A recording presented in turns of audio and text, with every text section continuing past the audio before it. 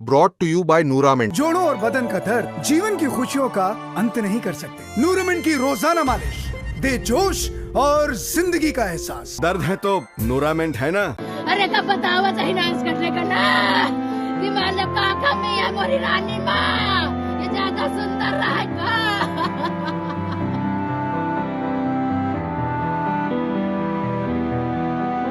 मेरे पति उसका हत्यारा मिला। वो इतना चाहती थी इसको, वहाँ एक दिन नहीं मेरे पास रुकी शादी के बाद मेरी लड़की। जिस हाथ को थाम कर साथ जीने और हर मुश्किल में साथ निभाने की कस्में खाई थी, अगर वही हाथ किसी दिन आपकी जिंदगी छीन ले तो इससे बड़ा दर्द शायद कुछ नहीं हो सकता। फतेहपुर की कहानी सिर्फ एक हत्या की कहानी नहीं, बल्कि उस भरोसे के टूटने की कहानी है जिसे एक बेटी ने अपने प्यार के नाम पर पूरी जिंदगी मान लिया था। एक माँ बाप ने बेटी की खुशी के लिए समाज की परवाह किए बिना उसकी पसंद से शादी कर दी, लेकिन उन्हें क्या पता था कि जिस रिश्ते को उन्होंने प्यार समझकर अपनाया, वही रिश्ता एक दिन उनकी बेटी की चिता तक पहुंचा देगा। उत्तर प्रदेश के फतेहपुर जिले के कोतवाली क्षेत्र के नासिर पीर मोहल्ले में शनिवार की सुबह एक ऐसी वारदात सामने आई जिसने पूरे इलाके को झकझोर दिया।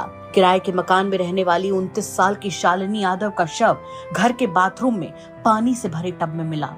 आरोप है कि शालिनी की हत्या उसके पति दिलीप यादव ने अपने 2 सगे भाइयों के साथ मिलकर कर दी। घटना के बाद इलाके में सनसनी फैल गई और सूचना मिलते ही पुलिस मौके पर पहुंच गई। पुलिस ने घटना स्थल का बारीकी से निरीक्षण किया, फोरेंसिक साक्ष्य जुटाए और शव को पोस्टमार्टम के लिए भेज दिया। मृतका के पिता धर्मराज यादव की तहरीर पर पति दिलीप यादव और उसके दोनों भाइयों भूपेंद्र और संदीप के खिलाफ मुकदमा दर्ज किया गया है। बताया जा रहा है कि शालिनी एक निजी स्कूल में टीचर थी, जबकि आरोपी पति दिलीप यादव सरकारी प्राथमिक विद्यालय में सहायक अध्यापक के पद पर तैनात है। दोनों ने करीब 9 साल पहले लव मैरिज की थी। 7 साल का एक मासूम बेटा भी है जो अब अपनी माँ की ममता से हमेशा के लिए दूर हो चुका है। जिस घर में कभी हंसी गूंजती थी, वहाँ अब सिर्फ मातम पसरा है। इस पूरे मामले में सबसे ज्यादा दिल दहला देने वाली बात शालिनी की माँ फूलमती की जुबानी सामने आई। उनका कहना है कि उनकी बेटी कॉलेज के दिनों में दिलीप से बात करती थी। दोनों एक दूसरे से प्यार करते थे। जब परिवार ने कहीं और रिश्ता तय किया तो बेटी ने अपने पिता से कहा कि वो दिलीप से ही शादी करना चाहती है। बेटी की खुशी के लिए पिता धर्मराज यादव खुद दिलीप के घर गए, रिश्ता तय किया और 3 दिसंबर 2017 को पूरे सम्मान और धूमधाम से दोनों की शादी कर दी गई। अब एक माँ टूट चुकी है, बुरी तरह से। क्या ही विडंबना है कि एक माँ रो रही है अपनी बेटी की लाश सामने देखकर। अपनी बेजान बेटी के सामने बेबस माँ के आंसू हर किसी का कलेजा मानो फाड़ कर रख दे रहे हैं। पढ़ने जाती थी, वो भी यहीं रहते थे, पढ़ते थे। मान लो आपस में कभी बात हो गई, हमें तो नहीं पता चला। जब हमने दूसरी जगह शादी करने के बाद की, तब उसने अपने पापा से बताया कि पापा एक लड़का है, आप उसको देख लो। उसके मामा छोटे वाले, उसके पापा गए, चाची चाचा के यहाँ गए, उसके नंदोई है, सब लोग देखा सुना। हमें लड़का पसंद आ गया, परिवार अच्छा था। हमने सब दोनों परिवारों को मिलकर शादी संबंध हुआ, अच्छे हुए। वही पति उसका हत्यारा मिला। वो इतना चाहती थी इसको, वहाँ एक दिन नहीं मेरे पास रुकी शादी के बाद मेरी लड़की। उसी ने मेरी बेटी की हत्या कर दी। किस तरह की सजा तय नहीं अपने उसको मौत होनी चाहिए। हाँ, उसको फांसी होनी चाहिए। और जो उसके 2 भाई इसमें शामिल हैं, हाँ, उनको भी यही होनी चाहिए, क्योंकि वो भी मतलब उतने ही गुनहगार हैं जितना मेरा दामाद। घर वालों के मुताबिक पिछले कुछ समय से पति पत्नी के बीच विवाद चल रहा था। घरेलू कलह धीरे धीरे इतनी बढ़ गई कि रिश्तों की नींव ही हिल गई। आरोप है कि इसी तनाव ने आखिरकार इतना भयावह रूप ले लिया कि शालिनी की जान चली गई। हालांकि हत्या के पीछे की असली वजह क्या थी, इसका खुलासा पुलिस जांच और पोस्टमार्टम रिपोर्ट के बाद ही हो सकेगा। शादी के बाद दोनों के घर खुशियों ने भी दस्तक दी थी। एक बेटे का जन्म भी हुआ, जिसके बाद से शालिनी यादव नौकरी भी करती थी और घर भी संभालती थी। लेकिन शालिनी की मां का कहना है कि पिछले कुछ समय से उनकी बेटी काफी ज्यादा परेशान रहने लगी थी। फिर भी वो अपने पति से बेहद प्यार करती थी। जब भी मायके आती ज्यादा देर नहीं रुकती। शायद उसे उम्मीद थी कि एक दिन सब कुछ ठीक हो जाएगा, लेकिन उसे क्या पता था कि जिस घर को बचाने की वो कोशिश कर रही है, वही उसकी जिंदगी खत्म हो जाएगी। रोते बिलखते हुए मां ने आरोप लगाया कि जिस बेटी ने अपनी पसंद से शादी करने की जिद की थी, उसी पति ने अपने 2 भाइयों के साथ मिलकर उसकी बेरहमी से हत्या कर दी। मां की आंखों में आंसू हैं, दिल में दर्द है और जुबान पर सिर्फ एक ही मांग कि जिस तरह से उनकी बेटी की बेरहमी से हत्या कर दी गई, उसी तरह आरोपियों को भी कड़ी से कड़ी सजा मिले। ताकि किसी और की बेटी की जिंदगी इस तरह से खत्म ना हो। फिलहाल पुलिस आरोपी पति से पूछताछ कर रही है। हत्या में बाकी लोगों की भूमिका, वारदात का तरीका और इसके पीछे की असली वजह का पता लगाने के लिए जांच जारी है।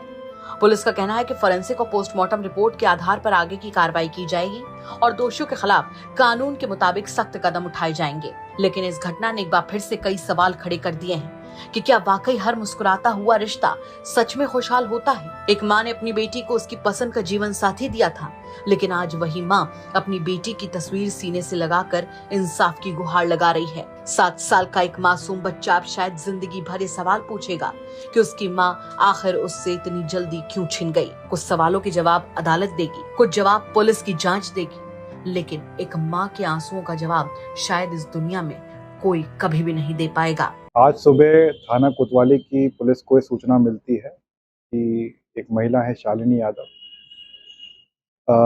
जो अपने घर पर आज सुबह पानी के टब में मृत अवस्था में पाई गई। सूचना पाते ही पुलिस वहां पर पहुंचती है। सूचना जो मृतका है उसके मायके वालों ने ये सूचना दी थी और प्रथम दृष्टया उन्होंने जो आरोप था उसके पति पर लगाया था।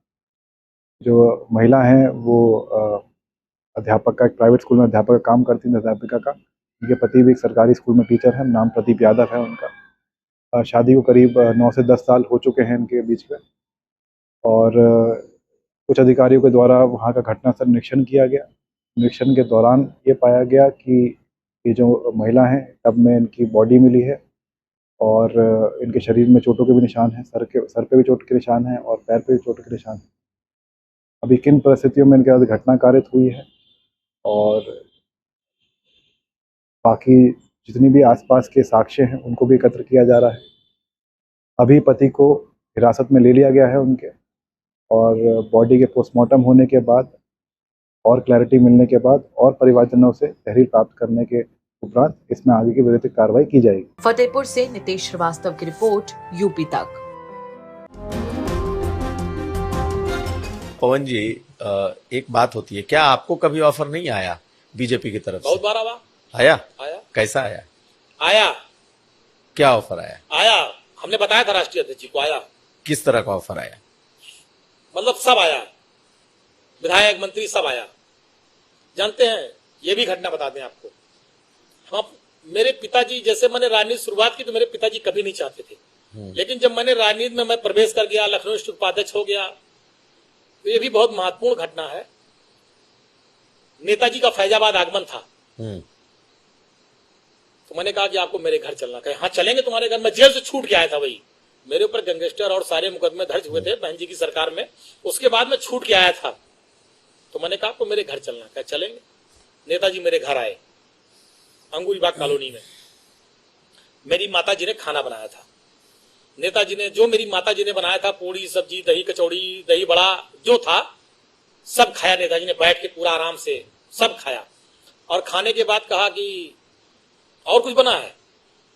तो हमने मम्मी बुलाया अपनी माता जी को, तो उन्होंने पूछा क्या नाम है आपका? कहने मेरा नाम गीता। कहने बताइए कुछ और बना है? कहने जो बना था सब खिला दिया। फिर उन्होंने, मेरी माता जी ने कहा नेताजी से, ये पढ़ते लिखते नहीं है, क्या होगा इनका? नेताजी ने कहा पवन के कारण आज मुलायम सिंह यादव इस दरवाजे पर आए हैं और देखना वो एक दिन वो भी आएगा। आज मेरे आने पे डीएम कप्तान बाहर खड़े हैं, एक दिन पवन भी आगे जाएगा, डीएम कप्तान भी बाहर खड़े होंगे, पवन बड़ा आदमी नेता बनेगा। और मुझे नेताजी ने बनाया, उस स्थान पे पहुंचाया। ऐसे थे धरती पुत्र मुलायम सिंह यादव जी। तो उसी दिन से मेरी माता पिता, मेरे पूरा परिवार का एक लगाव है नेताजी के परिवार से। जब ये सब बातें आई कुछ लोगों ने कि भाजपा ये सब, तो मेरे पिताजी ने तुरंत मुझको फोन किया, कहा जीवन में भूल न करना, जीवन में गलती न करना। ये चीजें मेरे पिताजी ने बहुत सख्ती से मुझसे बात कही थी। मैं बहुत ईमानदारी से आपसे कह रहा हूं,